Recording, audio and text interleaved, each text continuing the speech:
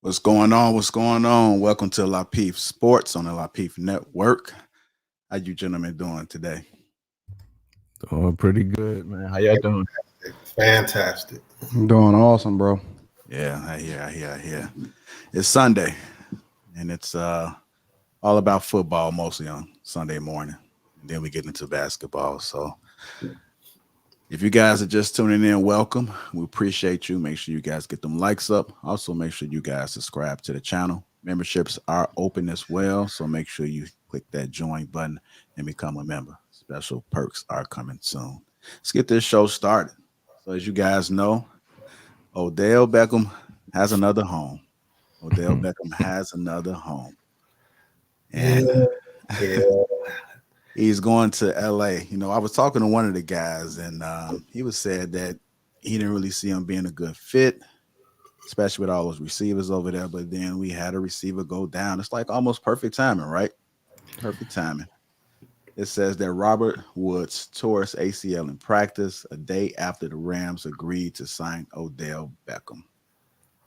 Let's start off by asking, why do you think that Odell Beckham went to LA? Come on, man. But he always been chasing LA though. Like, yes, that's what I said. That's exactly what that was his number one home and destination. He always been chasing LA. He always honestly, I don't think it have nothing to do with football. I agree. Not even a little bit. I think it has with the lifestyle, opportunity. It got everything to do with what's in front of him. I don't think it got nothing to do with opportunity per se. Because, man, listen, we live in a space now to where it don't really matter where you at. It really don't. You can be in Alaska. Like Kanye proved that he can go and live on a farm and, you know, thrive as much as he's ever wanted to thrive. But I think it more or less has to do with lifestyle. And I think that, you know, people are chasing that LA lifestyle. I don't think that he was comfortable. I don't think that he's mature mentally enough to where he understand that the bag or, you know, the purpose is the thing that you need to be chasing. And I think that his request to go to LA has nothing to do with the franchise or the Rams or anything like that or anything that's happening over in LA. I think it 100% got to do with the lifestyle. And I just think that that's what he always been chasing. I don't think and isn't he still a little injured though? I don't think that he's 100% healthy. I'm not sure. I think he looks to me like he's injured. You know what I mean? He looked like he's playing not at 100%, honestly. But you know, football. My fault. That's the thing I don't get is I looked at how they want to implement him. They said they're going to run him as a punt returner today. I'm like, bro. Yeah, I heard that too. I heard special teams too. Yeah, I think it's a lifestyle thing. I think it came down to you're not gonna not throw me the ball and make me live in Cleveland, fam. You know what I'm saying? You're not gonna have me not catching the passes and live in Cleveland. You got to give me the ball if I got to live in Cleveland, man. I'm sorry. Right. And I wish more guys in the league would actually take more ownership and do this. You know, forego that guaranteed money. Say, look here, man. I don't like what's going on here. You misusing me. Let me buy myself out of my contract that you release me and let me go where I can go be great. and then bet on themselves. I know it's a 3 to 5 year career in the NFL, man, but you got to maximize when you're young and you're healthy, man. And sitting over there in Cleveland, not getting the ball, he got to maximize what he got left because he's gonna be on that one deal arc that most guys go through at this point in their career for the rest of his career anyway. So. Nah, but yeah, I think Anton was absolutely right in regards to the lifestyle, his network of people. Like, you know, whenever he's not actively in the season, you could tell he's always out there, all the people, you know. So you can see, but I feel more players need to do that too. The only flip side of it is that money. You know what I mean? Because like you said, the lifespan of an NFL player and then those contracts that aren't guaranteed. So it's like, yo, if I got to sit here and rot, but get this big bank and guaranteed portion of it, I'm going to sit here. The problem, I don't know, bro. I just don't think that. I think it's over for him if he don't make it here. If he don't make it here, if he goes to this team and he does not make it here, I think that he's spoiled goods unless somehow, some way Tom Brady say, hey, I want him over here in Tampa Bay for a second. Other than that, I think he got to thrive here. And so this is the perfect opportunity. It's the perfect storm. And if he don't thrive here some way, somehow, then maybe he could be an Instagram model. I don't know, bro. I was just about to ask y'all that, man. I was gonna ask if y'all think that his career is just about done, you know, in regards, because LA has, you know, regardless that Robert Woods just went down, they still have a nice young receiving core. Cooper Kupp is having like a career year. You know what I mean? I think all they really was missing was Matthew Stafford. All Matthew Stafford was missing was them. You know what I mean? Like, they look good, you know, aside from last week. We had it all wrong last week, you know? Yeah. Man, it's kind of like one of them things. I don't get it because he is cocky, is arrogant, but it's just like I'm not seeing it in the game now. So even when he was going out there before he was injured, it was like, dude, like, you're supposed to be this star. Like, what are you doing? You're doing a lot of things on social media, like in that spotlight, but I don't see it in your game. So I don't know what it is with a lot of these players where they just feel like they don't have to compete anymore, that they don't have to try hard. It's like they just dare for no reason. I'm kind of surprised that, you know, that the Rams took him in. I think he's at that Antonio Brown point in his career where basically he's going to be playing for his survival from here on out. He's just going to be not even year to year, but it's going to be game to game, man. You know what I mean? Like, he's going to be in a contract situation where it's going to be very cheap for the team to get out of the contract. And if he don't show up and show out, they're going to let him go, man. You know, he's at that point. You get to that 28, 29, 30, 31 point of your career, and you form a star. You on that one year holler, and you got to show out or you go, man. But I mean, all of that always works. And that's, you know, we kind of had talked about that before, just completely in a different context, and that it's not arrogance, it's only confidence when you're delivering. But when you're not delivering, it's like, yo, wait a minute. Like, you can't be cocky and arrogant and not showing out on the field. You know what I'm saying? The only reason that people tolerate it, they tolerate any star. I don't care if it's boxing, Floyd, I don't care if it's football, right? They tolerated Chad, they tolerated Terrell Owens, they tolerate any kind of great star as long as you can deliver on the field. And then, you know, all of that, like, and this is one of the things that I'm kind of worried about, not necessarily with Patrick Mahomes himself, but the people that he's surrounding himself with. You know what I'm saying? His little brother, like, people are willing to tolerate a lot of the things that they see happening behind the scenes with regard to Patrick Mahomes' circle. But when it comes back to OBJ again, it's like people will tolerate that as long as you're not injured, as long as you're delivering on the field. But after that, even Antonio Brown, right? You know what I'm saying? Like, he had a little bit of a leash, you know, as long as they looked at him as the top. But football is different. Football is much different than basketball. You can't do a James Harden impression in football. They play with helmets on. You know what I'm saying? You're not as much of a star as you are in other arenas and other areas. So it's much different. And I think that you're right, Avon, in that he is playing game to game, you know what I'm saying, season to season, week to week, and his fate is going to largely be determined by the tolerance of the organization and whether or not he can deliver.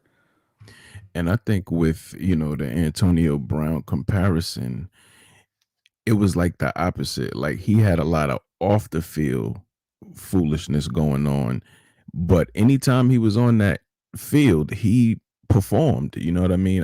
You don't see much of a drop off. I mean, aside from his, off the field stuff pulling him literally off the field, you didn't see he performed when he was in New England for that short period of time before his off the field, situation got him pulled off.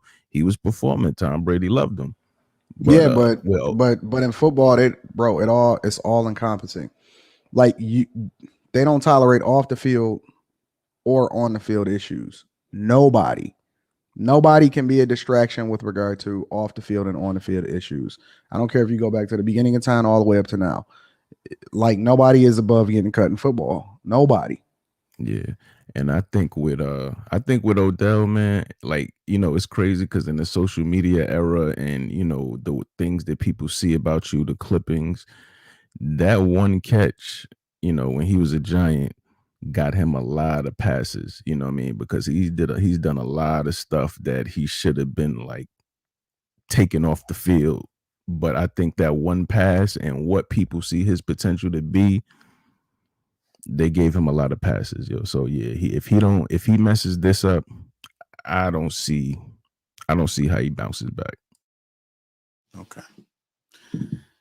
If you guys just tuning in, welcome to Lapeef Sports. Make sure you guys hit that like button. Also subscribe to the channel. Let's keep it moving with this football. So we have Cam Newton.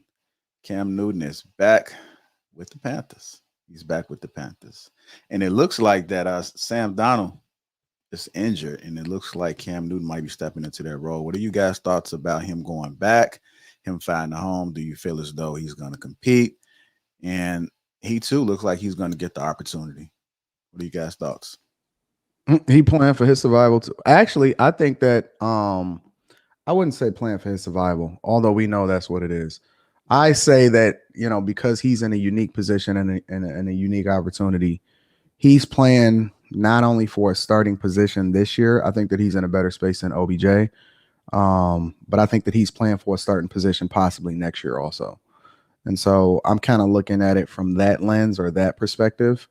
But he's on his last leg too, if you ask me. I just think that the shelf life, not just for quarterbacks, but for people that are that try to be bigger than the sport, right? You got to play within the confines of whatever the establishment is with football. This is a completely different, it's a different ball game than it is on any other sport. And I think that anybody that becomes more of a distraction, whether it be warranted or not, whenever they become more of a distraction from the sport itself, they become an issue. So I think that he's playing his last days also, if you ask me.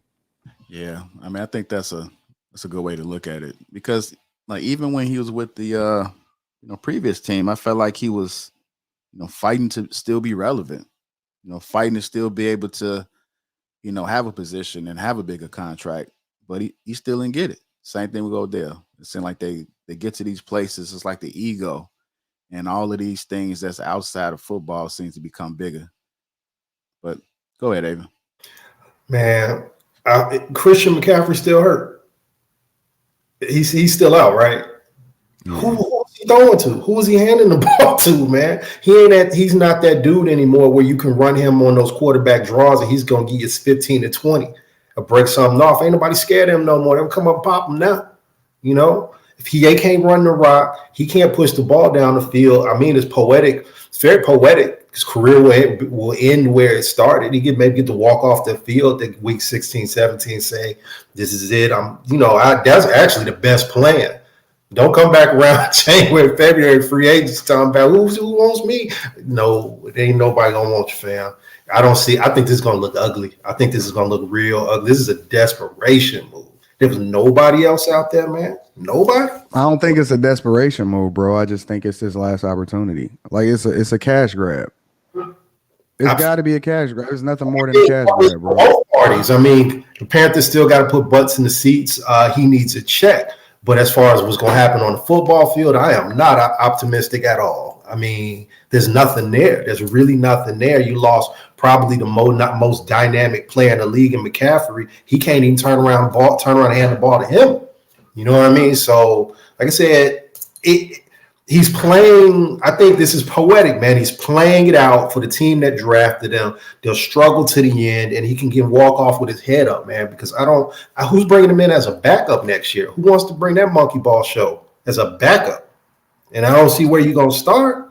I think his only saving grace will be is that it's a trash draft class as far as quarterbacks. So if you're Carolina, maybe you bring them back next year to compete against whoever you bring in that's young.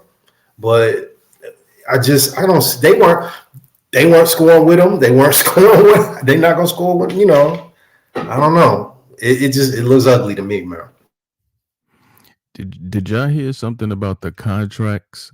About how Carolina was still paying him from when they got rid of him the first time? Like they were still paying him some of his guaranteed money, so he's getting paid twice from them from the first contract. I hope he he's had with stacking. them, and now I hope he's stacking. That's all I'm gonna say. Yeah, man. I mean, I think as far as I mean, it's sad, yo, because honestly, he shouldn't have never left Carolina. I think that front office, man, they need to clear house, yo. They need to clean that house out, yo, because they've made a few bad decisions. You know what I mean? Like outside of Christian McCaffrey lucking up and getting him, they made a lot of bad decisions, yo. So he's gonna I think he can still play, man. He's not mobile as he used to be, but I think he's still serviceable, man. Worst case scenario, he can be who was doing NFL did not do serviceable, bro. We know this. It is a what have you done for me? It's a what have you done for me lately league, bro.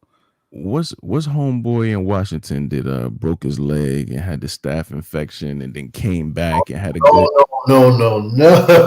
What's his name? He's not Alex. Serviceable. He's not Alex Smith, man. You know Come what? on, dog.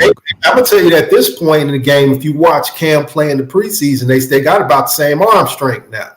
So like they're gonna be bro. Is those ends, those slants, because he ain't got the arm strength to push it. Because Alex Smith never had it. He never had it, but right. Cam doesn't have it that more anyway, man. This is why I said I don't understand. I understand the business side of the move, but I don't understand the football side because it's not like there's like this talent around him that'll carry him along. He's on the island by himself right now, and he's old. He can't throw anymore. It's tough. I hope these dudes are stacking their bread. Yeah, I think that's the biggest problem too, that he's coming back to a situation that's like damage. You know what I mean? They got rid of Curtis Samuels. He was a young up and coming receiver. They got rid of him. So their receiving core, Robbie Anderson is like hit or miss. He'll catch a bomb and then miss 50 more of them. So, you never know what you're going to get from him. They only got one consistent receiver there. Yeah. Still sticking with the NFL. Let's talk about Aaron Rodgers and Russell Wilson. They both are coming back. Wilson's coming back from an injury, and Rodgers coming back from the fake news. Let's talk about them, and then let's also talk about the Seahawks. Is it still a chance for them to really make it to the playoffs? Start with you. Go ahead, Jay. I see you came off mic. No, I think I think there's still a chance. In that division, there's still a chance. I mean, with the exception of ain't Arizona in that division? The Cardinals with the Seahawks, they're not in that same division. But I think there's still a chance. If Russ is playing good, because the wide receiver, Metcalf, he's having a hell of a season. I think the running back issue is, I think they still have a chance, but they have an issue at running back, because their whole offense is based on them airing the ball out, being that their running back got hurt and their two backups, they haven't been doing much, you know what I mean? But I think there's still a chance, man. Okay. What you got on this, Avon? You on mute, so you know. Yep. My bad.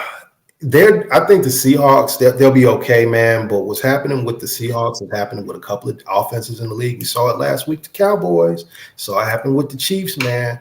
Jay just brought it up, this inability to run the ball in those schemes, man. So I did some actual homework this week, man. You know what I'm saying? I went and watched some film of the Chiefs Cowboys offense and the Seahawks. Everybody, you know what just happened in the league? Because you seen a couple of these offenses just sputter out. Guys are playing man again, man. Cover one is back. And I think what you're going to see with Russell, and you're going to see it with Dak, and you're going to see it with Pat, is that they're going to have to change their game. Nobody's scared of them anymore, man. A lot of guys, we're going away from cover two now. We're going away from cover. Let's just force these guys to find open receivers and make plays. They was making it too easy for them. They take that big play away now. Now you're gonna see we're gonna see the real, which quarterbacks are really the truth now, man. You notice how a lot of the narrative and the conversations are starting to go away about Aaron Rodgers. The closer he becomes, the closer he gets to coming back on the field. Right. Oh, listen, I find it, I don't know, maybe it's just that I'm always looking at things from a visual and a money perspective.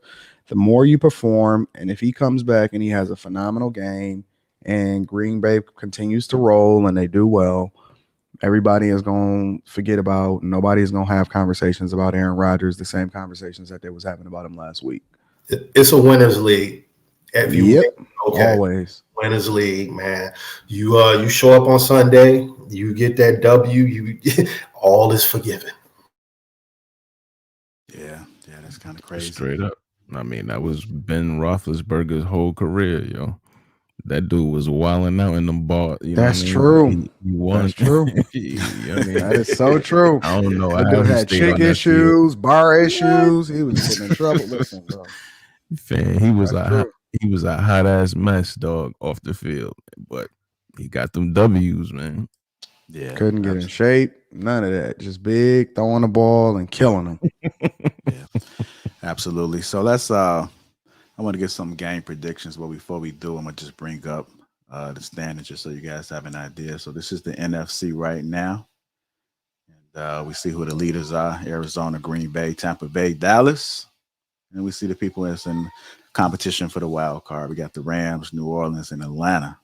Take a look at those numbers, those winning records right there. And then we also have the AFC. The leaders are Tennessee, Baltimore, LA Chargers, and Buffalo. AFC wild card, Las Vegas, Pittsburgh, and New England. So we see the people down. Look at Kansas, down there. They still trying to fight down there. They down there. We see a couple surprises. Yeah, let's go back to NFC real quick. Seattle down there. That's why I asked you guys, are they going to be able to make it? Carolina, I think they might have a chance. I guess depending on what Cam does. We ain't going to talk about the Bears. That's just, like the Bears and the Giants, man. Yeah. We looking down. Looking terrible. Listen, I ain't got no room to talk either. Yeah. We need an overhaul, though. I might step outside of this prediction conversation. Okay, well, we got Christ. We got the Cowboys. We got the Cowboys and the Falcons. Who you guys taking on this game? Is all the hype down? It's gone.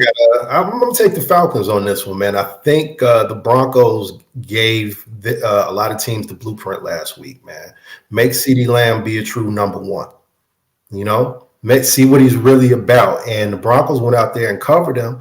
And the same thing with Mahomes, man. Then when they see them downfield routes, that check down, they got to go to that check down game, man, or try to run the ball. But the Cowboys are built to run the ball a little bit better than the Chiefs. But I'm still taking the Falcons, man. That's still a lot of talent they got to guard down there, man. Nah, bro. You listen. This is gonna be an offensive game. This is gonna be a passing game. I think both quarterbacks is gonna have well over 300 yards. I'm gonna take the Cowboys. Right, but what's the spread? I gotta find out what the spread. Anybody know what the spread is on the Cowboys? -9.5. I wouldn't take them against the spread, but I think they both gonna have over 300 yards. I just think it's gonna be a good game to watch. I think it's gonna be a fun game. All right, what you got, Jay? Yeah, I think the Cowboys got this, man. I think they just a little tougher. and then they got embarrassed last week. So please believe they're gonna be coming back to prove a point. So I see this actually being a stomping, yo. You know what I mean? I don't think Matt Ryan. You I think see this so? yeah, I feel like it's gonna be a stomping. I feel like they got in bed a game that they should have won hands down. They got embarrassed. Cowboys is not a stomping team, bro. I think today we're gonna see it, man. I think today we're gonna see it. We'll see, but Atlanta is just when the heat is on, Atlanta just tends to fold all the time, man. And Matt Ryan, he don't have no good blocking back there, man. You know what I mean? You give him some time, he'll make some things happen, but he has no blocking. Okay. What about the Saints and Titans? That's another big game. Saints are 5-3. Titans are 7-2. Y'all taking? It's gonna be upset today.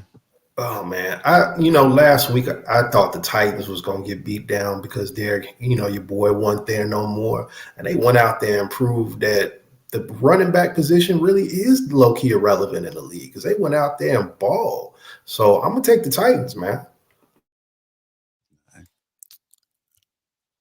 Yeah, I'm gonna go with the Titans. I was trying to play it out in my head, but I'm thinking about New Orleans quarterback issues. Yeah, I think the Titans got it, but it's gonna be close because they both defenses are pretty decent. So it's gonna be close. Who is the starter? Who did Saints name as the starter? Jesus, what's his last name, man? Did they put Hill in as the full-time quarterback, or did they sign somebody? Nah, they played a backup. Hill is Hill? Okay. Like I'm saying, Winston, Simeon, and Hill. Oh, Trevor Simeon, the Northwestern kid. Yeah.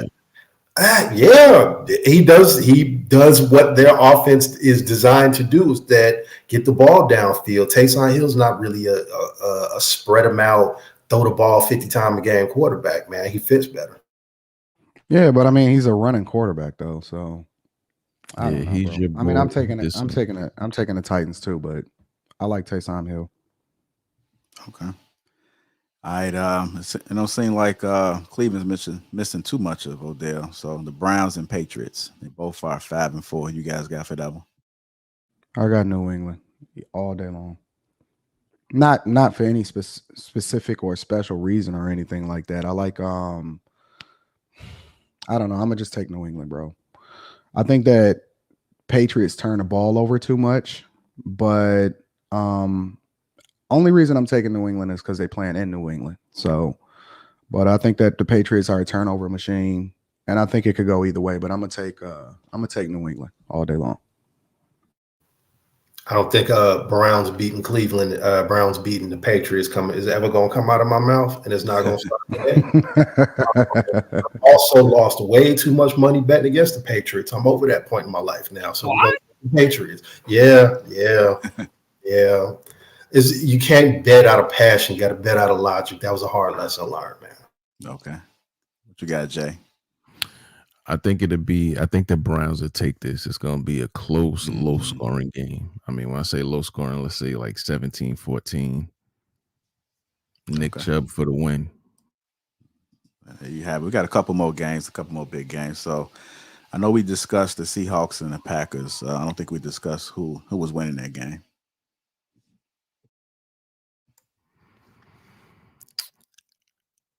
See, that's hard, man. Yeah, I know you have against Aaron Russell, so I know it's kind of hard. But the fact that he hasn't been on there, y'all not rolling with y'all boy. Y'all not rolling with Aaron Rodgers.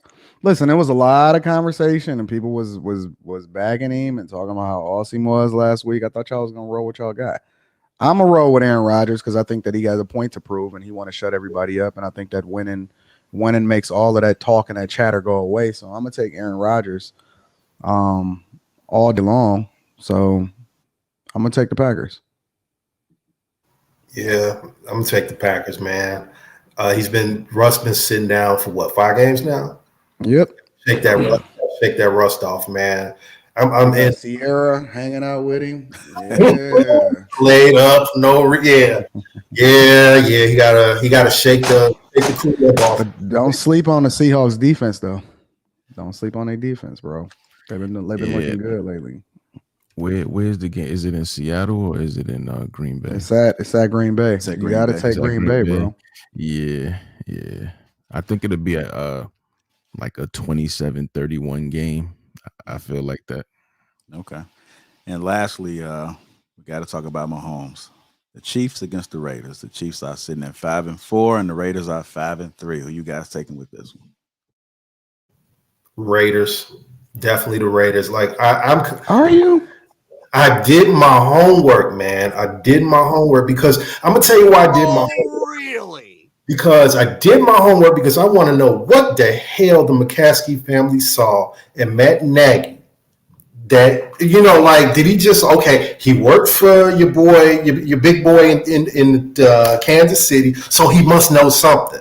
And then when you watch the Bears, especially the first 4 weeks of the season, they running the same stuff that your boy Mahomes is looking a lot like Justin Fields these days, isn't he? Well, they've learned how to. They stopped blitzing him. Yeah, but that's what I said. Then now, and that's how he's been able to make them pay. Yeah, they're playing. Yeah, I think they figured it out. But you still got to go with Kansas City, bro. No, they can't run the ball. If you can't go down the field and you can't run the ball, you can't score. You can't. And they 2 touchdowns in 3 games. That offense is dead in the water, bro. It's dead in the water. So they're gonna have to figure something out, man. Yeah, you might have a point. And you think the Raiders' run game is dynamic with Peyton Barber? That's true too. It's competent at this point. You know what I mean? Like I was watching film with them. They run everything. The Chiefs run everything out of the shotgun. You remember 2 weeks ago when I said I want to throw something at the TV because play 1 for the Bears was a toss out of the shotgun? It's the same thing, bro. They run everything draw, everything out of motion. Everything is you're running out of every formation that you run of is you think Mahomes is going to throw the ball. They don't put a tight end on the line. They don't got a fullback, no H-back, no nothing. They try to do everything, tattooing at the line, and people are like, okay, we're gonna take it away. Now what you gonna do? You can't run the ball. You can't push it down the field. You're gonna be doing what the Bears do, 3 and out. Every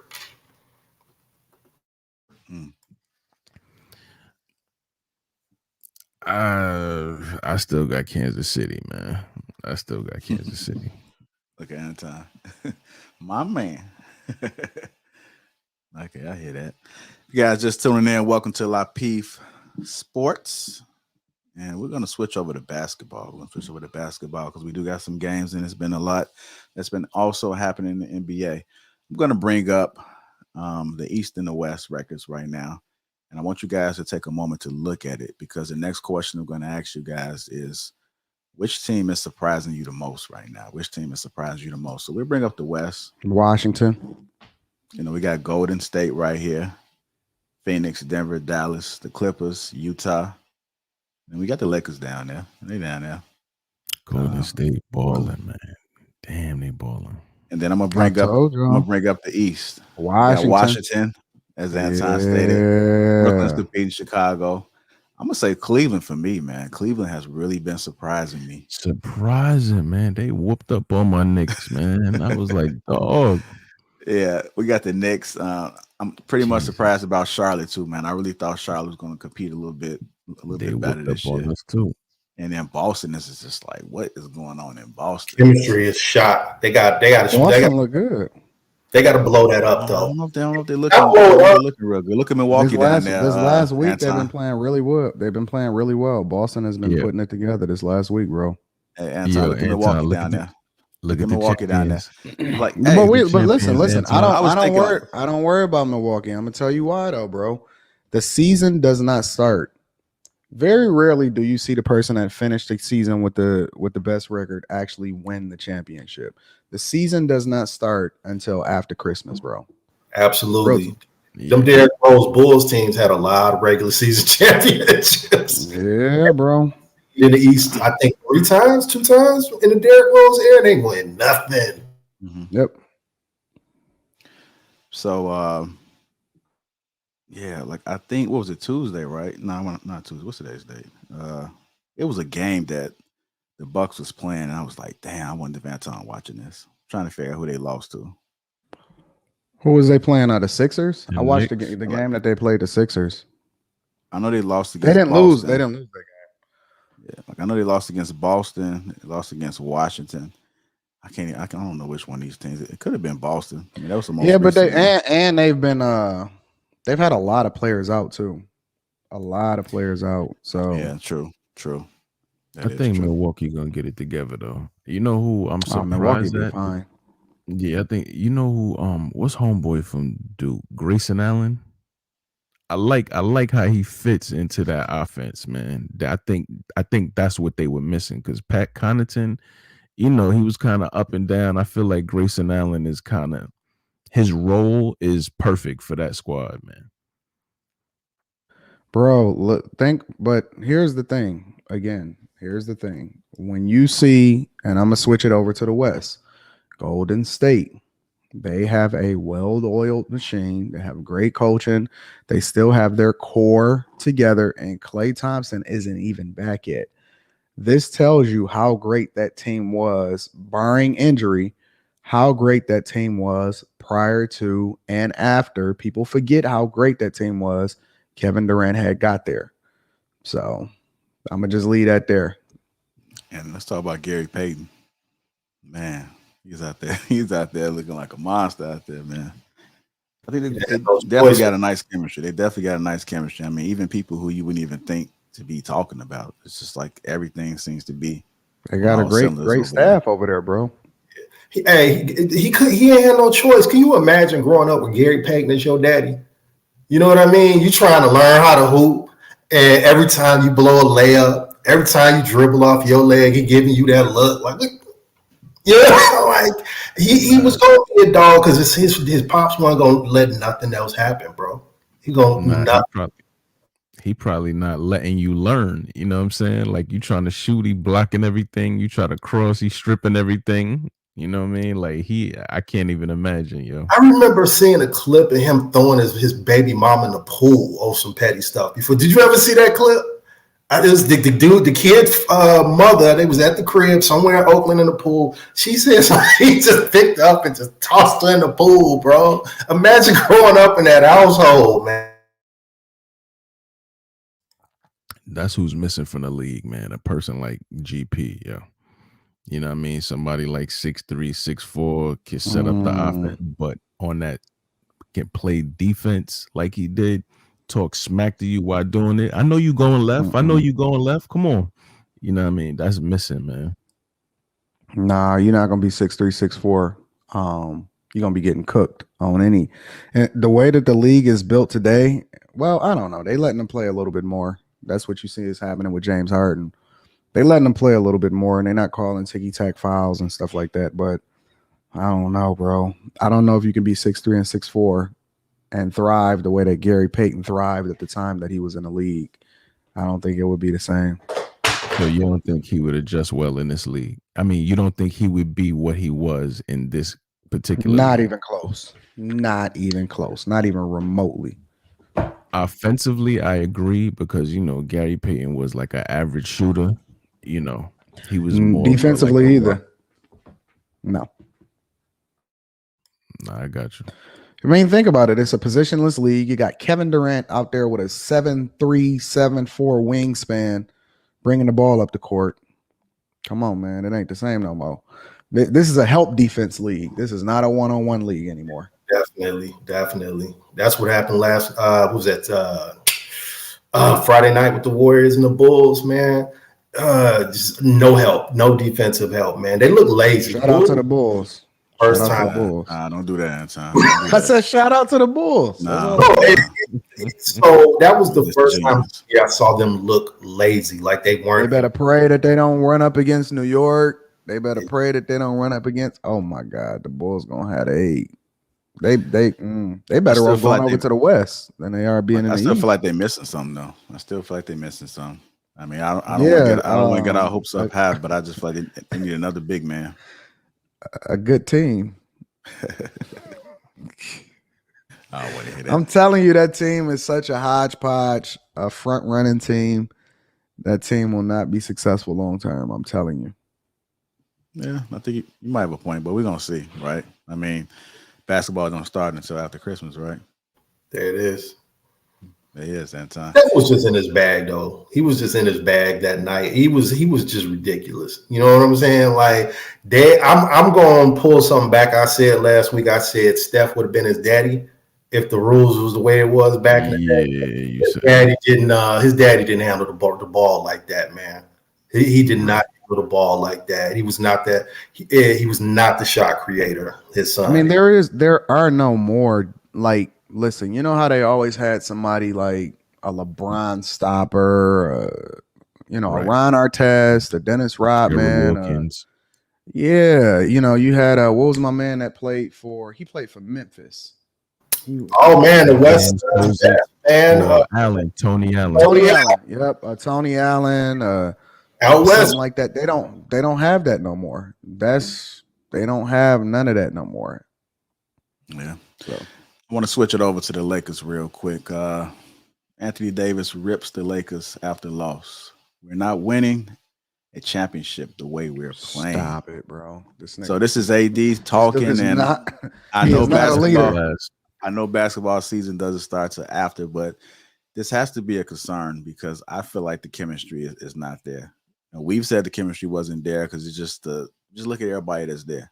We got some people that haven't mentally accepted their position and their role as far as when it comes to attempting to build a championship.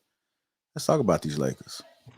Yo, Anton, can my man Melo get some more touches, fam?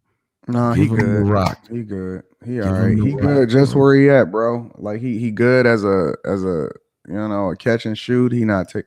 Look. This is the problem with the Lakers. LeBron is injured, which is one of the reasons me and Rita had a very, very hard, long, difficult discussion about getting rid of these Pistons tickets for this LeBron, this game that's coming up at the end of November here in Detroit. Because the only reason I wanted to, I was even considered going to the game is because, you want to see LeBron or whatever. But, LeBron is not playing, right? He's probably going to be out for at least another month, at least a month and a half to 2 months. That's A. B, you're trying to put together a hodgepodge of different players that don't play defense. This team does not play defense. This team was built to be put together and to come together at the right time in the playoffs. So you're not going to have success early in the season.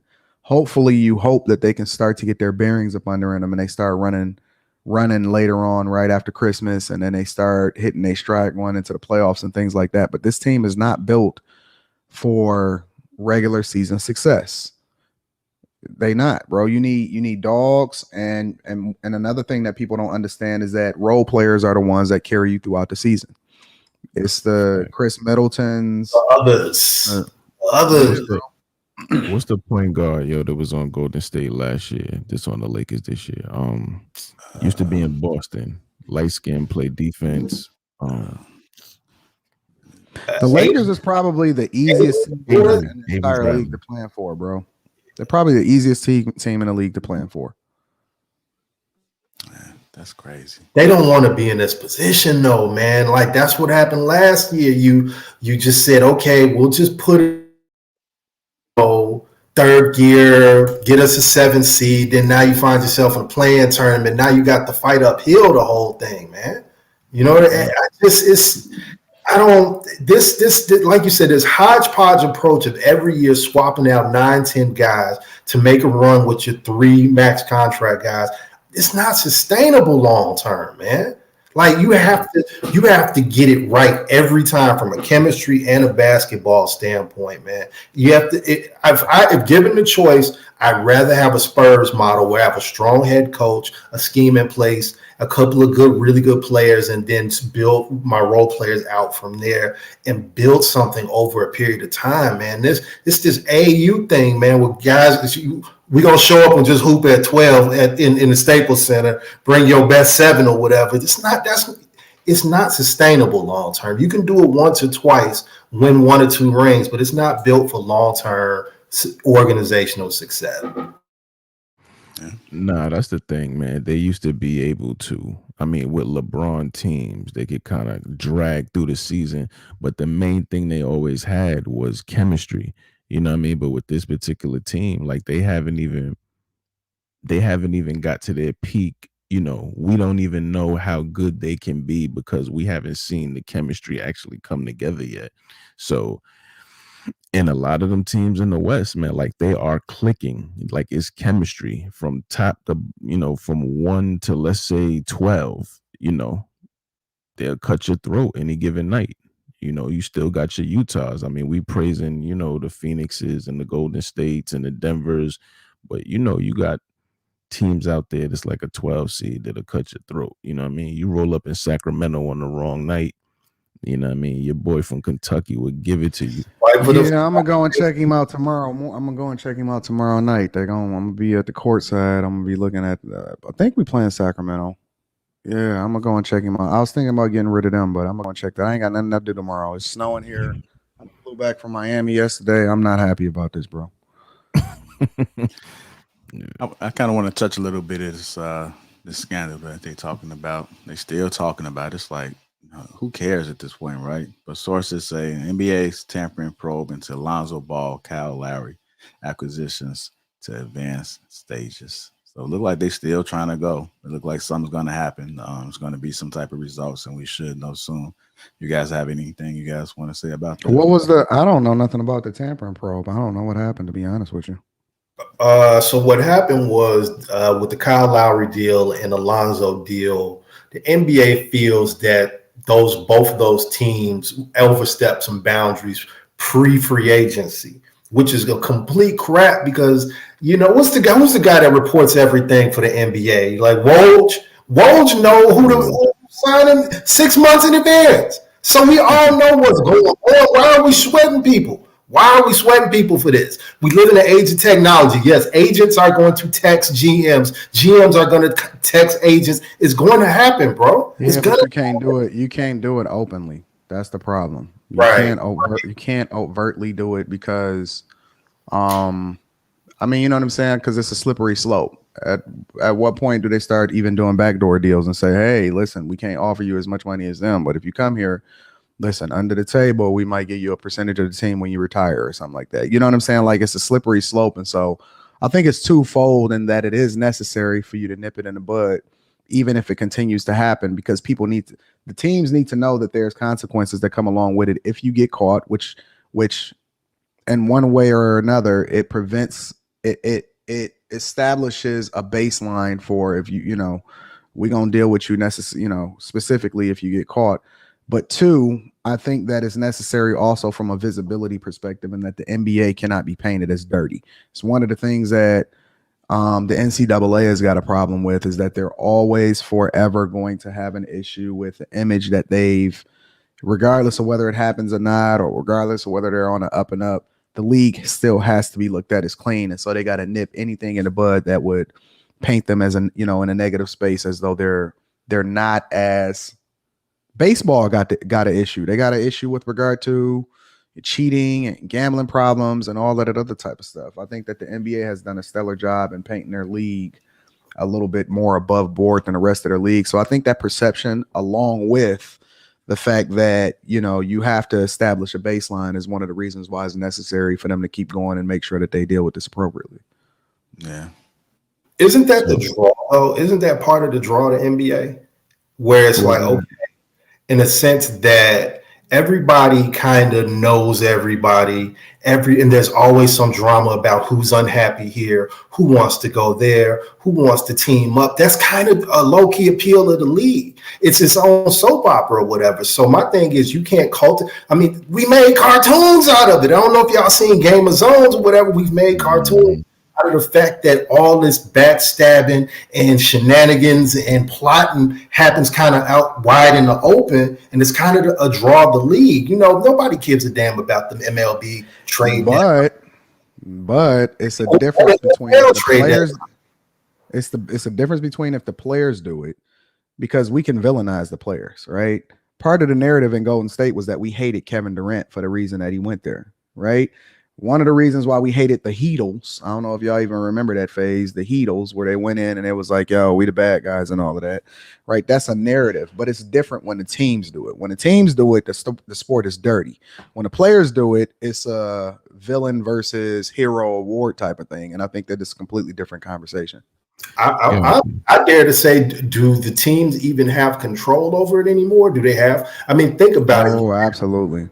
Now, now, if you're a GM in the league, your destiny is tied basically to the top 5 to 7 guys in the league making decisions about where they want to be. You're kind of at their mercy. Okay, but at the same time, though, every player don't operate in the same from a friendship perspective. Take a Giannis. Derrick Rose was notorious for that. Giannis said, "I'm staying in Milwaukee. I don't care what none of these dudes doing. I want to beat y'all at y'all own game." You know what I'm saying? And so I think the teams have control over it from that perspective, as far as being able to sell themselves on the team, and the league has enabled them to be able to pay their players as much as possible and be able to retain them versus them going somewhere else and having to take less money. Because let's be clear, if it's me and I'm in the league, I'm not losing $1 to go and win a championship with you. I don't care nothing about you. And it ain't no guarantee that I'm even gonna get a ring as a result of rocking with you. So no, I'm good. I'm gonna stay where I'm at. I'm gonna get this bag. He said he's on the car. I am the brand at Salt Lake City, baby. Listen, you see what's happening with Dame? I guarantee you, Dame is not as revered throughout the league, and he's not as impactful. They have literally tailored the Blazers to maximize his celebrity, to pay him the most money. Dame is in the best space possible as a result of staying in Portland. There is no place that he can go that he would ever be a bigger version of himself than staying in Portland. If I'm Dame, I'm staying in Portland, getting every single bag and staying there for the rest of my career. Okay. We got one more subject on this NBA. I do have the lines open if you guys want to chime in. We will take a few calls, but Pippen is still in the news. So it comes to That's be your that guy. Jordan was extremely Shout out to tough. Chicago. Yeah. Jordan was extremely tough on some teammates to the point of berating and bullying them during practices. Because the Bulls were successful, some credit Jordan for pushing those teammates to another level on the court. This is what was going on in The Last Dance, and we did see some scenes where Jordan was hard on his teammates. But Pippen says Michael was wrong. We didn't win 6 championships because he got on guys. We won in spite of his getting on guys. We won because we played team basketball, which hadn't been the case my first 2 seasons. When Doug Collins was our coach, that's what was special about playing for the Bulls. The camaraderie we established with one another, not that we felt blessed to be on the same team with the immortal Michael Jordan. So that's Pippen's take on it. Pure hate, bro. It's all hate, every way, shape, and form. And if it wasn't that way, then how come they didn't win when he retired? I'm curious. I wonder. Yeah, they didn't. Go ahead. No, what I'm saying, I wonder if Jordan is in on this, man. Like, I wonder if Scotty hit him up before and was like, "Yo, Mike, you know what I mean? I'm gonna be saying some things. You know, is it cool?" And Mike was like, "Nigga, I'm bulletproof. Yo, say what you gonna say. It don't make me no different." Because the stuff that he's saying is not. It's not stuff that we haven't heard that we don't know. You know what I mean? I'm sure everybody, thank God Jordan wasn't out during the social media era, because I'm sure all of us have in our heads what he might have been like off the court. You know what I mean? Could you imagine? So anything that Scotty says is nothing that we've never heard that before. So, you know, like you were saying, at this point, it just seems as continuous hate, and it's just, you know, bringing up stuff that was already talked about long before. So listen, bro, that's why if we're gonna be honest, listen, there is Jordan without Pippen. There is a Jordan, there is a champion, there is a legendary Jordan without Pippen. There is no Pippen without Jordan. Let's stop tying them together just because they were together. All right, you could have replaced Pippen with one of these other guys that you could replace Pippen. Okay, you can't replace a Jordan. Let's stop trying to tie their fortunes together, and let's stop giving Pippen so much acknowledgement as far as trying to acknowledge how great he is. Pippen wasn't even mentally tough until like he was a sissy. If we just want to be real, What? there is a life without Pippen. Yeah. Thriving and becoming successful without him versus the flip side of the Bulls ever winning a championship if Jordan is not playing his role in that, is not a part of that organization.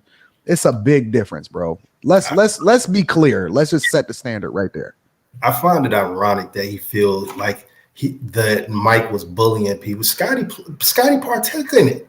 They bullied the hell out of Tony Kukoc, bro. Scotty made Tony Kukoc's life hell when Mike was gone for them year and a half, bro. He was always at odds about who getting the ball. We remember 2.2 seconds or whatever was Tony wound up hitting the shot and he decided to sit down, bro. Like, again, every piece of karma and bad energy that he brings, brings upon himself, bro. He just can't shut up. And he a hater, man. And I just like I said, we knew in Chicago Scotty was crazy. We knew he was a hater. Now everybody else in the world is starting to understand what's wrong with him. And I'm gonna agree. Everybody knew he was crazy. He was out of Chicago. And that's the crazy thing. I'm glad Anton said that he was a sissy. He was soft his first couple of years in the league. And I think the Detroit Pistons would toughen him up. Real talk, because there were times during them 88, 89, 90 playoff games when Scotty was not present with us. He was on the court, but he was not present with us because he was soft. And until I really don't think in the documentary they painted it as, okay, well, we went and got in the gym and got swollen, they couldn't bully us anymore. I think Mike just finally got over the hump and you got dragged along with him, fam. Real talk. Oh, you do realize that it was Mike and his trainer that established the ways in which they train that largely impacted and influenced how everybody else, including Pippen, was trained on the team. Come on, man. No, but Mike is that guy. Bro. Yeah, what I'm saying is that I think even when he got the popcorn muscles right about 91, 92, there were times on the court, even in 93, 94, where you could frustrate Scotty. He would play physical only at times where he was soft, bro. He was an opportunist, man. Like there were times when he did not really buckle down. And this is not the first time he's left teammates out hanging to dry. He did it with Tony, and then he did the last go around. He missed the first half of the season, pissed off over some money. He put a championship season at risk over his bread, bro. So we're not surprised in Chicago. We're not. I kind of want to ask you guys this: like, what if like Tony Kukoc and some of the other previous players came forth and just said basically the same thing that Scotty said? It don't matter. It don't matter. It don't matter, bro. Because the only thing that people care about is winning. What that would tell me is that it would raise Jordan's legend to be even greater, because then that would mean that he pushed them beyond their own limits in order to get them to spaces and get them to places beyond what it is that they thought that they could accomplish, and that he was actually even greater, and his legacy would be even more phenomenal, in my opinion. That's what I'm saying. Anything that they could come out and say we've already heard or even thought. You know what I mean? You remember when they was my bad. Go ahead. Nah, like even when you remember when they was talking smack about Kukoc, when they was like, oh yeah, we got this overseas dude, he's coming, and then they played him on the dream team and Jordan and Scotty just clamped him. We've heard the stories, Bill Wennington, Luke Longley, like all of them have had their little, Horace Grant have had their little small shots at MJ about stuff that he did, but ultimately, he got us those championships. I honestly don't think, I honestly think the other Bulls don't like either one of them. I don't think they like Michael or Scotty. They respect Mike. I don't think they like or respect Scotty. I think that's what's going on there. Scottie Pippen is a baby. He is a whining baby, in my opinion. A grown baby, and that's why his chick didn't even respect him. There you have it. What's going on, Black? Welcome to Lapeef Sports. What you got for us, brother? Oh, thank you. Hey, y'all up here doing it early this morning on the Sunday. Man, I see you. I'm just checking in. I've been catching up on Pippen talking a lot of mess, and it's funny how it's coming late. Is he wasn't saying any of this when they was playing, which would have gave him leverage, and even if any of the other people would have said something, it still might. Who you gonna bar with? That's Michael Jordan, and gonna take you. He gonna carry you. He gonna carry you. You ain't carrying him. He had Oakley from the jump. Pippen and Horace Grant helped, but Mike was going to the championships regardless. Regardless. I want to ask you guys this because a lot of people compare Jordan and LeBron, right? After I seen The Last Dance, because I had no idea that Jordan was this tough on his players. I had no idea Jordan was talking that much shit. I'm like, damn, like Jordan was really that damn guy. And then when you look at LeBron now, I don't really think there's no comparison. What do you guys think? I think the closest thing to Jordan was Kobe. The main thing, like you see the memes of Kobe. How can I pass you the ball when I don't respect your work ethic? You know what I mean? Yeah. So if he's the highest paid player and he's looking at these guys that's just only putting up, 200, 300 shots and then going to the club and partying, meanwhile, he's the best player in the league on the planet and he's putting up 5,000 shots, 7,000 shots. Like, dog, no, I'm going to consistently shoot. I don't care if I'm falling out of bounds. I'm shooting this. You said Kobe? I said Kobe is the closest to Jordan as far as mindset. The comparisons with LeBron, I think. Over LeBron? Yeah. I mean, as far as like mindset closer to Jordan, I don't think LeBron, I think LeBron would have a lot more chips if he treated people like Kobe and Jordan treated their players.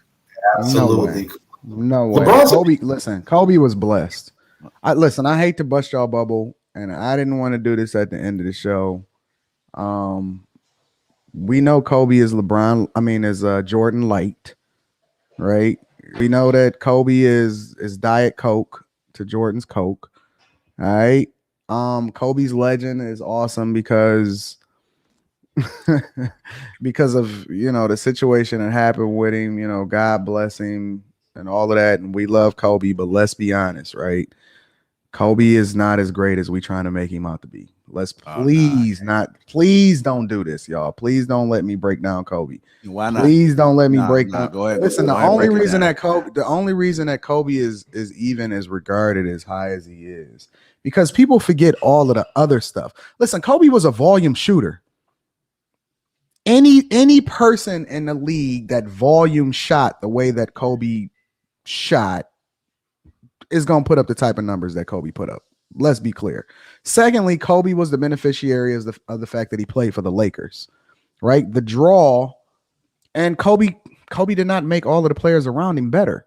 Kobe didn't make anybody around him better. Who did Kobe make around him better? He was the better. When you got a triple team, grab the rebound, put it back. I'm gonna shoot it. It's gonna shooting miss. Less than 50%. Grab the rebound and put Let's it back. be clear. LeBron has made more game-winning shots than Kobe Bryant. LeBron has made more clutch shots than Kobe Bryant. LeBron has made more better plays at the end of the game on top of that than Kobe Bryant. So it's a fact. I gotta check that. Go and look it up. You can look it up on Google right now. I'm gonna check that. I think LeBron is a better overall basketball player than Kobe Bryant, but no. Hold on, hear me out. I'm sorry. When you're 6'8", you can run your team, rebound double digits, and get assists double digits. That's a different level of value to your team, man. It's a different. Gilbert Arenas was giving you 50 points a game at one point in his career, and the Wizards went nowhere, bro. Let's Was be it clear. just so Let's just be honest, man. Hey, Y'all gotta mute mute in yourself. between. Mute in between. Yeah. What in between? Somebody gotta Hey, mute it. yeah, But no, Black. let's be clear, y'all. Like keep it muted until you Let's talk. be clear, y'all. Kobe was awesome. He had a phenomenal work ethic. He was a explosive player. I'm not talking about that right now, bro. I'm talking about how we herald Kobe. A lot of people got him in their top 5. That's asinine. That's ludicrous, bro. Absolutely ludicrous. Listen, Kobe, you see the true value of a player when, especially in their prime, when Kobe, when it was in his prime and Shaq left, that team was absolutely garbage. He couldn't drag that team to the playoffs. He complained about management so much that he was ready to leave. I don't know if y'all remember that. Like, people forget about all of that other part, that the dark days. They only take into consideration, 5 championships. Oh, he was awesome with Shaq. Yeah, he was also awesome when they stole Paul Gasol, who was considered one of the best players in the league. You know what I'm saying? And they was trying to give him Chris Paul to go along with it. And then he had Ron Artest and he had Lamar Odom. He had orangutans on his team. He had a whole squad over there. Come on, man. Listen, there is no person in the history of the NBA, barring an Abdul-Jabbar, barring an old school player, you know what I'm saying, something like that, a Larry Bird, that can take your team from worst to first. Kobe Bryant is not the guy that would have done it. Ever. He is not taking your team from worst to first in any kind of category, on any team, in any league, in any era. Please stop comparing Kobe Bryant to LeBron James. It is not even close. Hold on, you guys. Want to welcome Adrian to the show. What's going on, brother? How you doing? What you got for us? You on mute, just so you know. There you go. For me. Yeah. Hey, what's going on, Lapeef? And what's going on, Anton, man? So I just wanted to show my love to you all. And I just got on the stream, so I want to just give a shout out. But the Jordan debate, man, Jordan is just he's Jordan. He captivated the everybody. He captivated the world, and also what he did for his rookie year too. So when he scored 27, 28 points in his rookie year, what can you do about that? But I just want to kind of show my love to you all and just continue to listen to the stream. So, all right, I thank you, Adrian. Appreciate that, brother. I mean, as far as making people around you better, I mean, that wasn't Kobe's game. That wasn't Jordan's game. Like, Jordan didn't. That was Jordan's game. Making people better. Listen, we all hear the players every day complaining about how Jordan got on them and pushed him in practice and all of this other type of stuff. And, you know, how eventually they praised him and he would tell them, yo, I'm giving you the ball. And come on, man. Right. But he wasn't deferring. If you look at most of his career, he wasn't deferring to those players. I mean, there were situations where it was impossible. You know, it's like, okay, I got to get it to Paxson. I have no other choice. I got to get it. No, that was not the case. That is not. He made the best basketball decision. It wasn't that he didn't have a choice. But they all had a role to play, and if you didn't play your role for Jordan, you was out. And everybody knew that. Right. That's how Mike Chin checked you. Play your position or get on. It was nothing, and he taught that to Kobe. Kobe tells you he taught that to him. Him and Kobe was on while Kobe guarding him. Jordan lacing him up. Hey, young man, you doing too many steps, and I can see what you about to do right here. You know what I'm saying? You showing your move, you showing your hand. Stop playing your hand. They used to have that whole conversation while they played together against each other. Jordan was the type to make you better, but he made you the better the way he wanted to do it. It didn't have nothing to do with you and your feelings. And he made it clear. It was his team. When Rodman stepped on the floor, Jordan told him straight up, straight down, if you do anything to mess up the chemistry here, I'm going to kick your ass. I'm sorry, no profanity. But that's what he told him. No, you good. From day one, bro. From day one. The first thing and the last thing Jordan said them coming into the league. They played together. And he never did it. He If told you never did it. if you look at day one from the day LeBron came into the league and he dragged that hodgepodge of a team over in Cleveland and he got them as far as he got them. And the day that Kobe Bryant stepped in the league and it was like, yo, we don't know about this guy. I mean, he putting up a lot of shots, but he's not really good. Kobe wasn't even good his first couple years in the league, bro. Real talk. He wasn't even good. No, nobody was regarding Kobe Bryant like they seen his potential. But from day one to the day that he retired, it's not even a discussion. It's not even close. Consideration. I mean, but got drafted into two different situations, though. You know what I mean? Right. Like, got drafted onto a veteran-led team. LeBron got drafted onto a team full of bums. More pressure. And LeBron was crowned as the king, and he had way more pressure to be successful. And everybody knew where the ball was going. Kobe Bryant wasn't even remotely as visible. He didn't have nearly as much pressure. None of that, bro. Nah, he had a cushion. Kobe had a cushion, definitely, man. Like, that's not what he was drafted for. I mean, he was drafted on strictly potential, which they didn't release the reins to him until a period of time. Whereas LeBron, they set the stage for him. Kobe didn't have the reins until Shaq left, and then it was going bad. No, it wasn't no third, fourth season. Kobe was 1B to Shaq's 1A until Shaq left, and then they went down in the dumps. Kobe was 1B. They went down in the dumps. They suffered. He was thinking about leaving because he didn't like what was going on, and he couldn't drag that hodgepodge to the playoffs. Eventually, they got him a bunch of help. They got him Paul Gasol. He was considered amongst one of the best big men in the league. They got him a whole lot of help, and then he got his rings. Hold on real quick. Hold on, Jay. Hey, Black, let me try to rotate these other two guys in. Appreciate the support, brother. Thank you. Hey, thank you guys. Hey, thank you. Hey, y'all keep doing this. This is cool. I like this. No doubt, brother. We got you. Hey, when you guys come on, make sure y'all mute in between. Hink, I don't know what happened. Lost you, but Just Vic, how you doing, brother? Welcome to the show. What's up, bro? Y'all fellas all right today? Yeah, what's going on, my friend? Yeah, we good. Bro, Anton, I was gonna leave you alone, bro. I wasn't gonna say shit, man. I was letting you rock, baby. You drugged me out the bed, man. Listen, bro. You can't do Kobe like that, bro. Not because he gone. Because y'all like him? It's not. Listen, bro. I didn't like Kobe when he was coming up. I didn't like Jay-Z. And hell, I didn't even like Kevin Durant. But those men earn my respect. Yeah, I respect him. I'm just talking about. Bro. I don't like just purely on a basketball talk. Like, listen, Kobe was one of my favorite players to watch. Like, I'm not talking about like on a love respect type tip. Like, I love Kobe as a fan of basketball. But when we start talking stats and clutch shots and impact and whether or not they won or lost and without the people around him and all of that other type of stuff, facts is facts. We got to separate how we feel about the person from what's really happening on the court.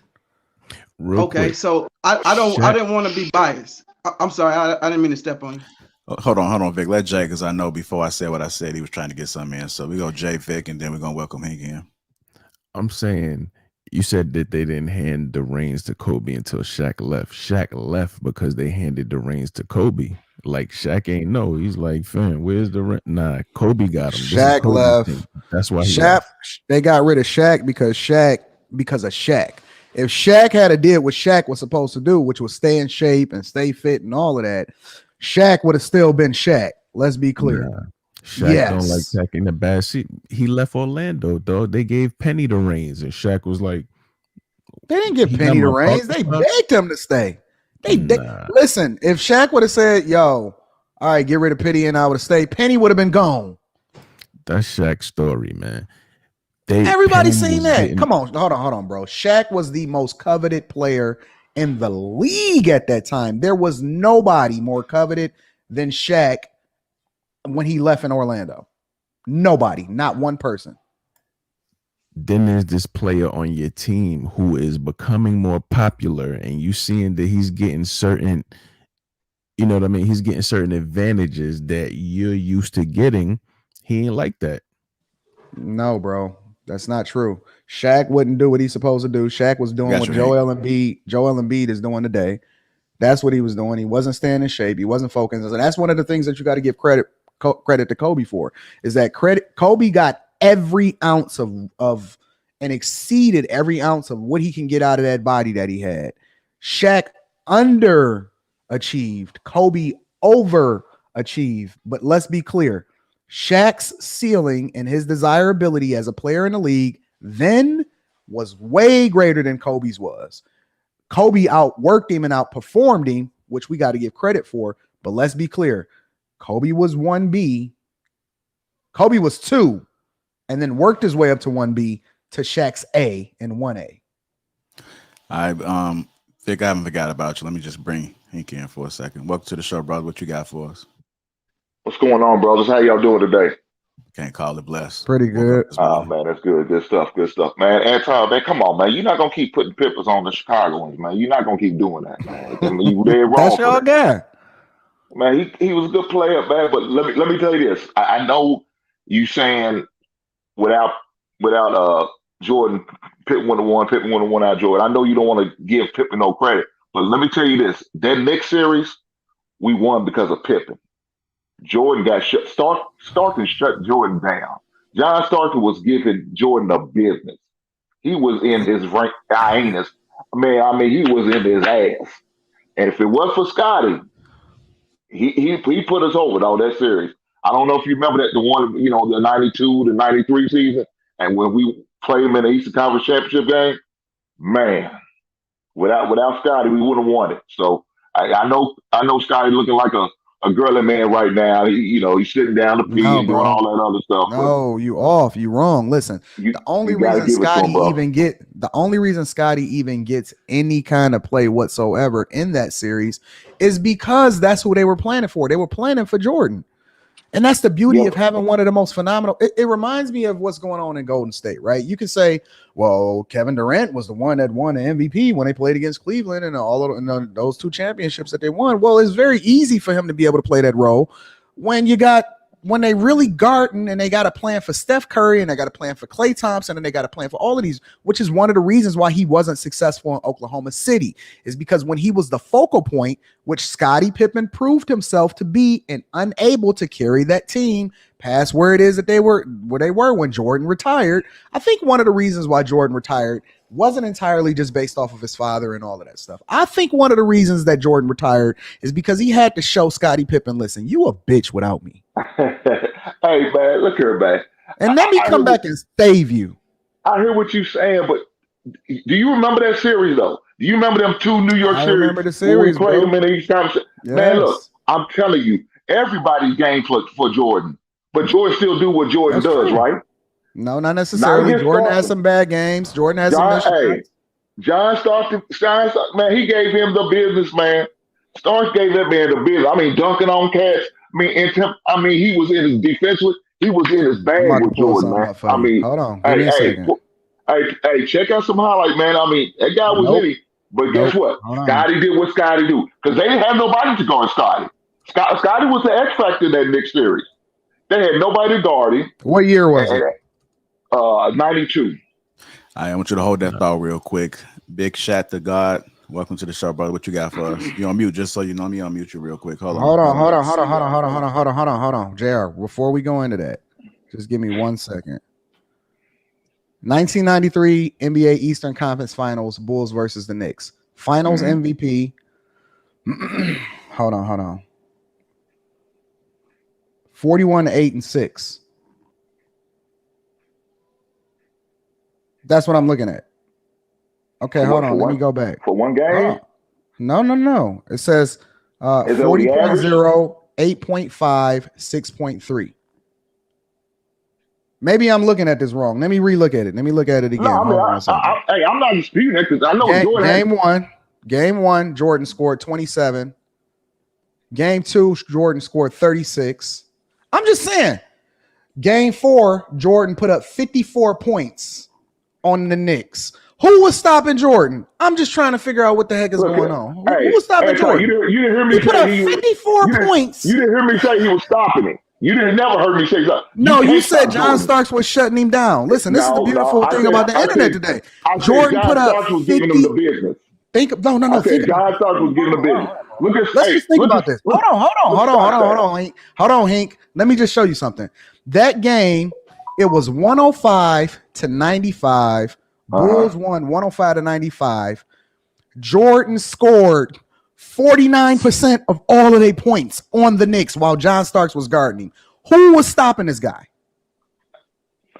Anton, you know you didn't hear me say that man stopped him. I said he was giving him the business. He was giving him a hard time. He didn't stop. Ain't nobody stopping Jordan. We all know that. But listen to what I'm saying. Scotty was an X factor in that game, man. Look up Scotty's stats. Look up Scotty's stats. Scotty was not the reason why they won that series. That's all I'm saying. Don't do that. Don't do that. He was a factor, man. He was a factor. I mean, we played. I don't know. We ended up playing one time in the East, and one other time I think in '92 we played him in the semis.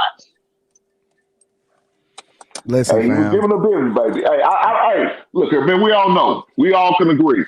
Scotty's a bitch boy. We understand that, man. He got to accept that, move on. What he's doing now is totally uncalled for, man. I don't understand. No, think about it. Think about it. Let that stuff Jordan go, man. averaged 32 points a game in that series, 7 assists.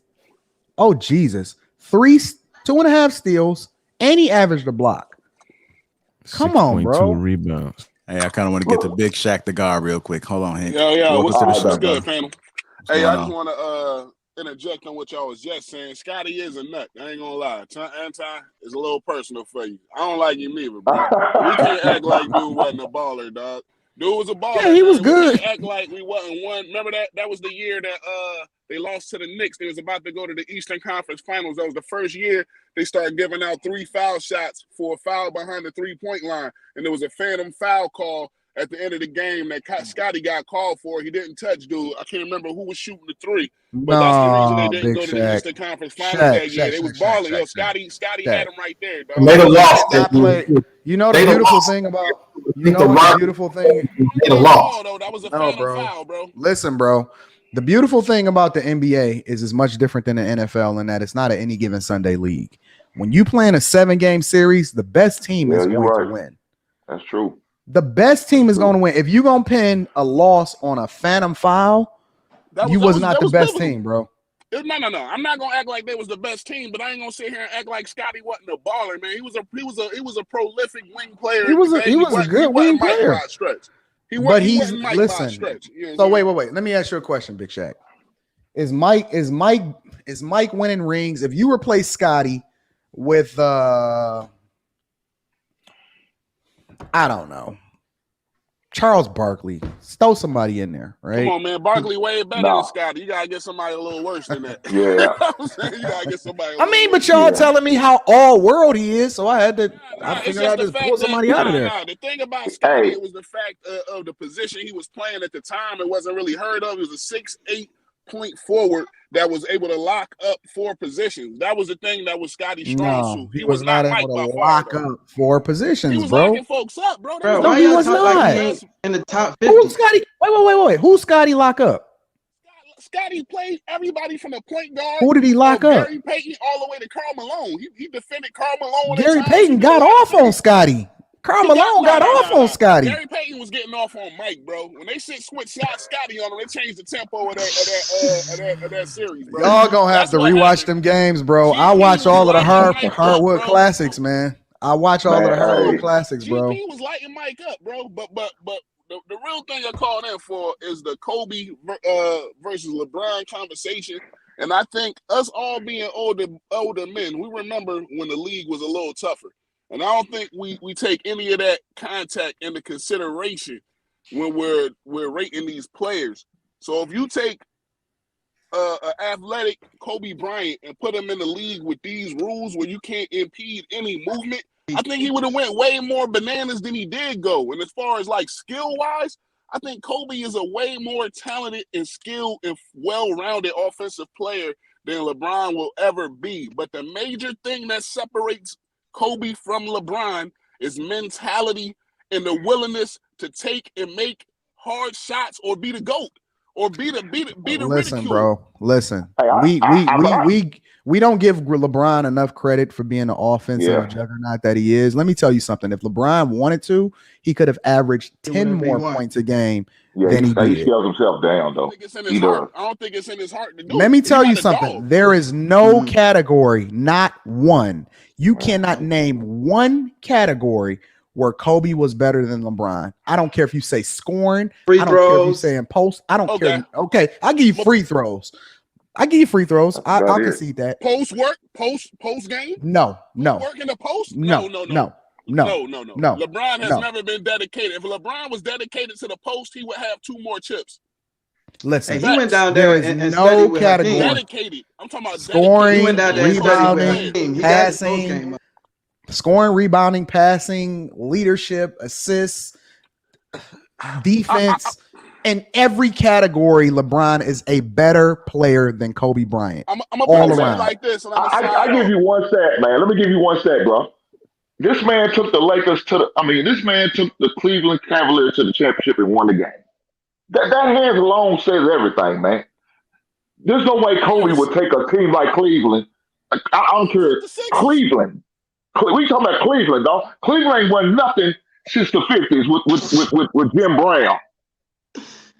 So, man, to take a team like Cleveland Cavaliers and win an NBA title, that's saying some stuff, man. How great this Kev, let me put a ball on is, it. bro. Let me put a ball on it. This is all I wanted to say. I ain't come up to speak on nothing but this one thing. All I got to say is this, bro. Sometimes my opinion is biased and is subject to change. You say you leave yourself open to the possibility that you're wrong, right? So I see. I just conceded the whole free throw thing. Right. I respect that. So if I wanted to be unbiased, I think the best people to ask about Kobe's greatness is the people who play with and against him. Now, before he passed, there was a lot of people speaking on Kobe once he retired, saying how much they admired and respected him. Because, they can't do that while he's still playing. But there was a nice little 3 to 4 year period where he was still alive, and these players that played against him was all giving him his flowers. But there was one in specific. Would you agree that Michael Jordan is the greatest player ever play? No. Put Mike on the top of our era, no, of my I lifetime. wouldn't. Okay. A lot of people hold Mike in that reverence. So I just wanted to see how you felt my about lifetime. Mike. Man, give me Kareem Abdul-Jabbar. Kareem, for sure. That's my great. Mike, that's my number one. That's my number one, Kareem. How you think Kareem felt? So put Kareem and Mike in a room and say, how do you feel about Kobe Bryant? They wouldn't be able to align with you in that conversation. It's not true. Yeah, and let me tell you why. Let me tell you why that's not true. Because number one, Mike, thank you, baby. Mike, that's what I'm talking about. Mike didn't literally, he didn't really compete against Kobe Bryant, right? When you see the people that truly competed against each other, the Isaiah Thomases, the Magic Johnsons, the Larry Birds, and all of that, it's a different conversation. Kobe endeared himself to Michael Jordan, and he spoke extensively about their relationship. He looked at him, he studied all of that other type of stuff. So naturally, when you build a relationship with somebody, you're going to be revered and spoken of. And you also have to take into consideration that Kobe Bryant had enough time to retire and get his flowers, go on his farewell tour, all of this other type of stuff, bro. LeBron's, it's not even finished being written yet. Who else earned Mike's respect enough for him to even talk to? Yeah, everybody. I think Isaiah Thomas. People missing. Kobe, Mike LeBron wasn't giving that and game Kobe out. Not even in the same vein. I think that's the thing. We got to understand. Like Kobe come from the branch of MJ, and LeBron coming more from the branch of Magic. And I think it's just a different playing style and a different mentality and approach to the game. And I think just comparing them two like one for one is not a good accurate comparison. Well, and I think Jordan's a prideful man, and he don't want nobody ever compared to him. He feel like he's the greatest amongst the greatest. I don't care if he ever say it. That's the way he walks, he talks, he acts, he carries himself. So when somebody compares a guy like LeBron to him, he feel like there is no comparison. He's all right with saying Kobe's better because they never compared Kobe to Michael Jordan. Let me tell you what the difference is. Mike understands that the entire world knows that Kobe Bryant was never better than him. Yeah, hell Kobe yeah. cannot threaten his legacy. It was LeBron can, which is one of the reasons why he will spend more time having a conversation about how great Kobe Bryant was, because Kobe Bryant was literally just a reflection of him. Why wouldn't he give more credit to that? Because LeBron's a threat. I mean, you're right. That's exactly what I was trying to say. LeBron is a threat. Hey.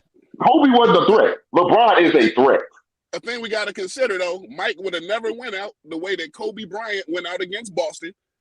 He would also, and also the way Kobe went out against Detroit, and he will never go out the way that LeBron went out against Dallas and several other teams that he lost to. That would never happen with Mike. So Mike is head and shoulders above those other two for certain. I think the more logical comparison. Why everybody act like Mike ain't never lost?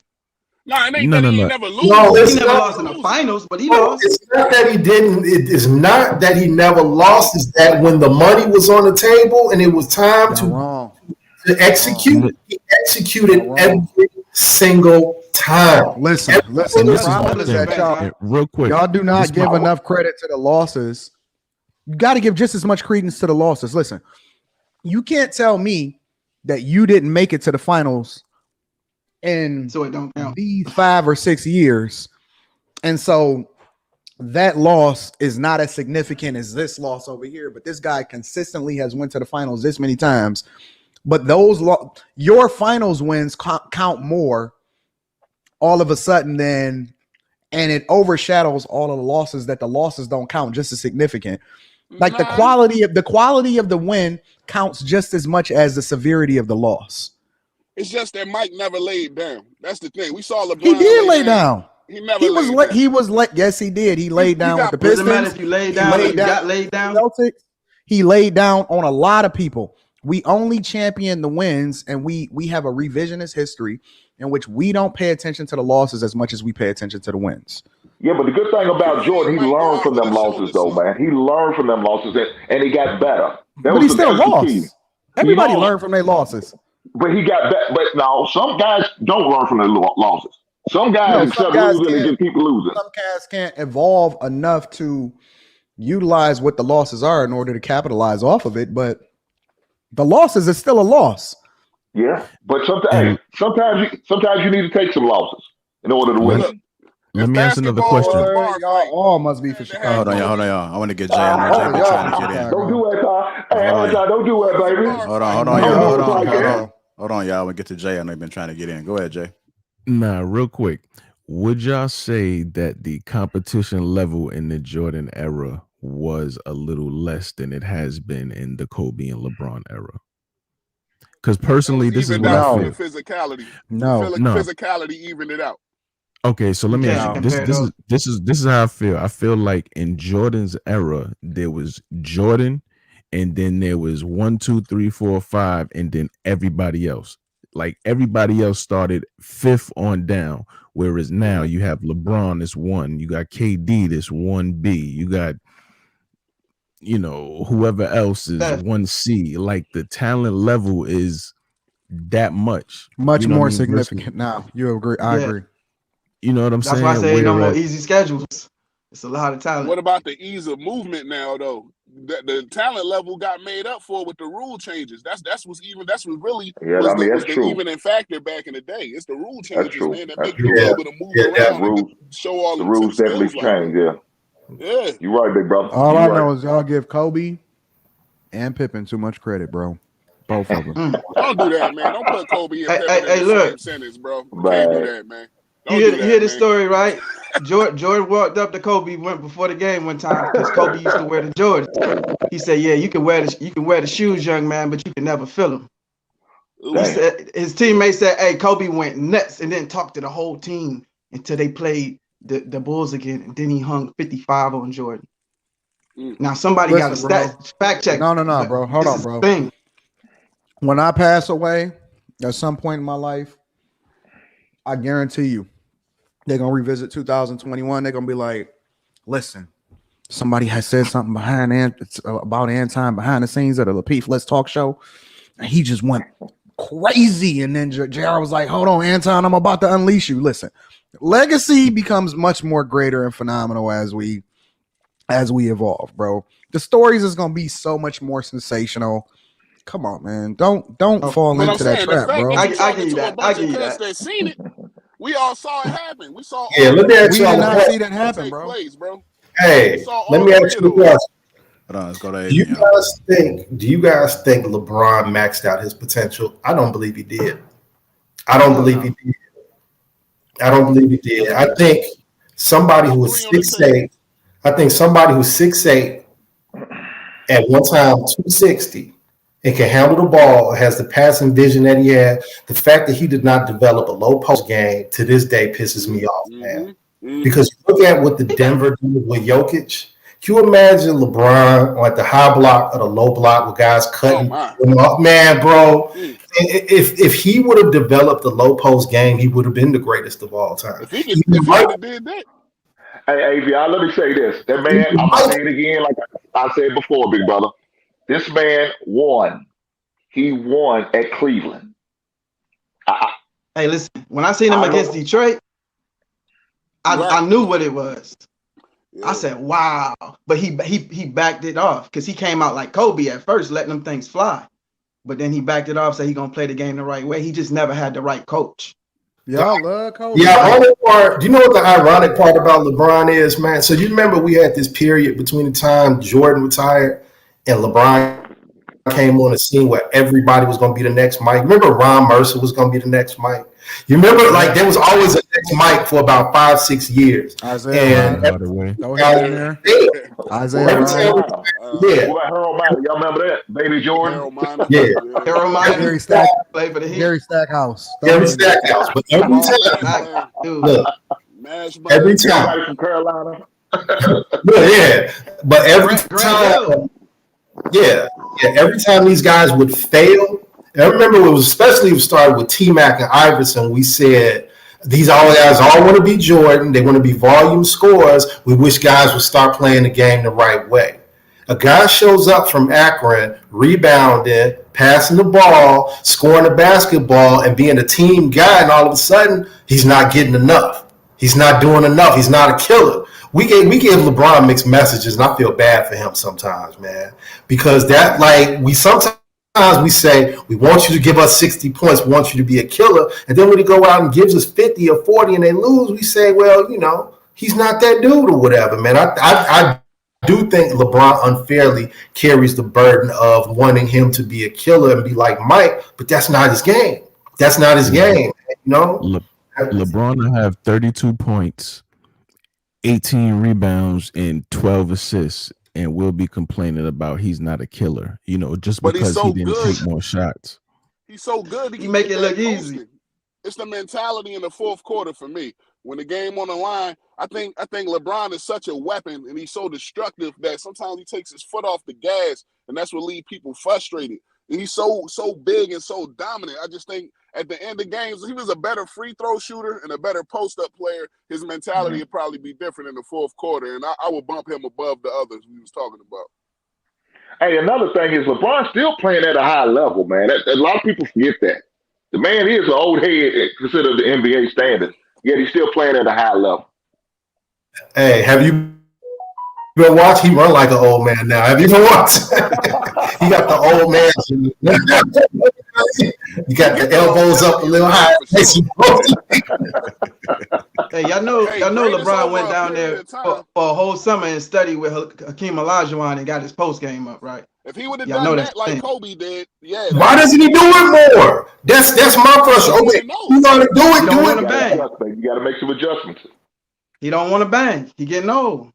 I think if he decided dirty down there, it look clean on TV, but that shit dirty down there. Anthony Davis don't want no smoke down there. The Morris brothers, they be throwing them elbows. That shit real. The difference in the texture of the game now, man. That contact was warranted back then. People live down in that post. They don't live down there no more like they used to. Hey, you guys, we're gonna end it on this note real quick. And with that little bit of bump, that little bit of tussle that the Morris brother had with I was gonna ask that too. Yeah. Jokic. Yeah, there you go. Do you guys feel as though that Joker did anything wrong? Nope. Hell no. Nope. Hell no, I don't think so. The man stood his I ground. don't either. Them boys, they always been trying to be like the bullies of the NBA. He probably should have swung on a little earlier on in his career so far. Facts. And I don't see why. I have a thing about this. Why is Jokic getting suspended and your boy Morrison not? Because he initiated. Don't even turn your back on me like that if you try me like that, bro. Don't do that. You played yourself. See, that's the thing. See, the Morris brothers, I like them because they bring that tough. They like that old school Charles Oakley, PJ Brown. You know, they tough, yo. You know what I mean? They intimidating. So and people are scared of them. You know what I mean? They don't really mess with them. You don't see too Who's many scared of a customers Morris with them. brother? Yo. The league only allow you to play dirty if you ain't I'm not. good. If you Listen, that's like- like, they don't allow you No, to if play I seen like a that. Morris brother today, I'd be like, dang, bro. Like, No. They have a reputation in the league, dog, which is the reason. And they have so much of a reputation that a dude would cheap shot you and walk away and turn his back. That's how the much. reputation that he got is that nobody is scared of him, and that he didn't cheap shot him. He reacted immediately. No. What I'm saying is the No, you're Morris talking about brother threw. Yeah, he threw the cheap they shot played and that. just He just talking walked about the off, history of because I dare you to try me. Now I'm Markeith Morris, dog. You already know what it is. Oh, bro, He ain't even nobody looked studying Markeith Morris, bro, at all. Not Hey, one you- person you- is scared Not of the that league way, of bro. Markeith Morris, bro. You see what Joker's brothers got on Twitter? Say, hey, we about this action. Oh, it's We're foul. about this action. I Absolutely. don't think it's one person in the league that's worried about a Morris brother, bro. Not one. Hey, what? Don't they play for the Pistons still? You're right, bro. Like, They got a Anton. reputation of being dirty though. not one They got a person, bro. reputation. I think the Hey, Anton, did your want their opinion star of players. KD change after you saw him up close? No, they said the Joker was That overreacting. dude is a freaking orangutan. He was Oh, drawing really? at He me. didn't have shit. He was going off on me. He was going off on me. He went Oh. off. He cussed me out. Rita was laughing. We recorded it. He gave you the work from the sideline. We was drawing back and forth, man. He was a beast. And listen, he a lot tougher than I thought he was in real life. Is he top 50 now? Of what? All time? Nah. All time. Arvinas Sabonis to get Jokic that work. Come on now. No. I think he's top 50 of all time. I don't think he's top 5 and 10. And to be compared with the LeBrons and the Jordans. That's my problem, is that why are we putting him in the same sentence as the Tim Duncans and he's not as great as Larry Bird. He's nowhere near as great as Larry Bird, bro. Please That's just stop Nowinski. adding even part of that. He's not as great as Larry Bird, bro. Larry Bird? Larry Bird was yo, like that. Larry Bird was Oh my good. God. Leo, Larry He was at Larry work. was a beast, man. Larry man, was a beast. But Larry would not know what to do with this dude. This dude is built like a spider out smoking there crack. pulling up from They don't play the 40. same position. Yo, let me ask you a question. Have you ever seen Durant actually take defense seriously? Do you see what he does defensively?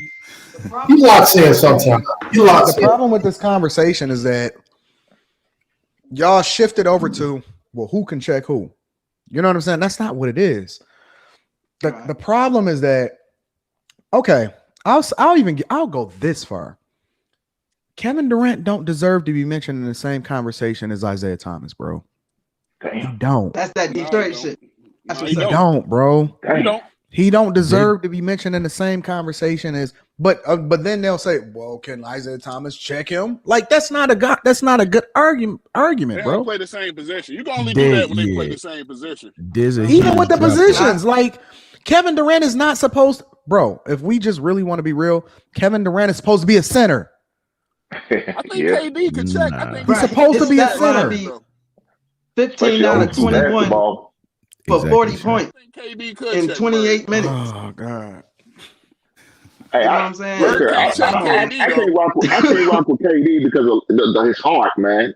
He's not a leader, and his heart is. Man, he don't have a heart, man. He's trash.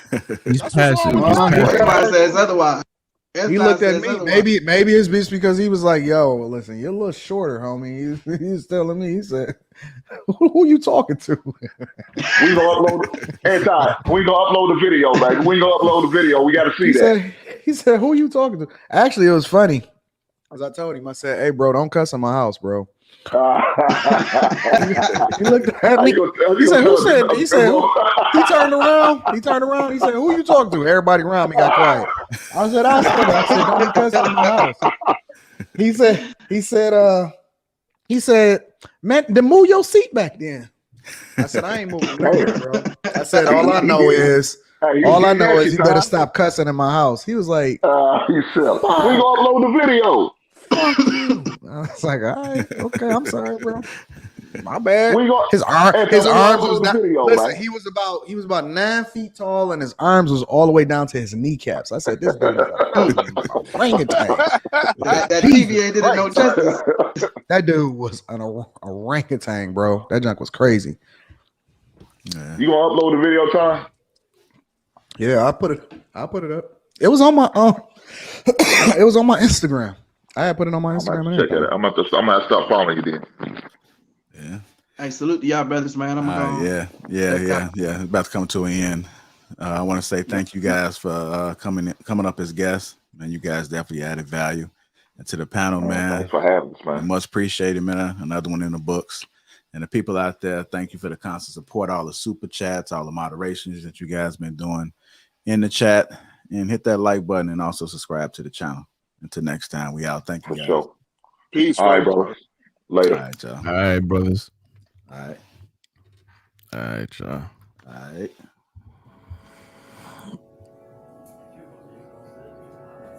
Anton still in? Nah.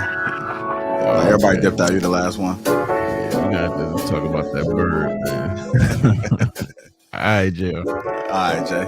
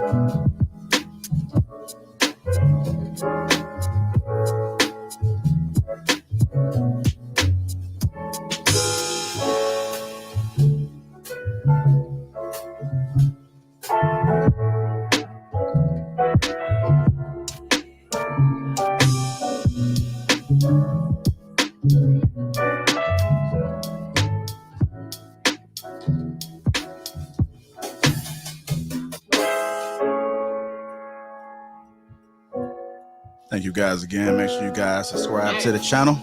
Also, make sure you hit that like button. Shout out to the sponsor, Teach Hanley, the sponsor of Teach Hanley. Uncomplicated skincare for men.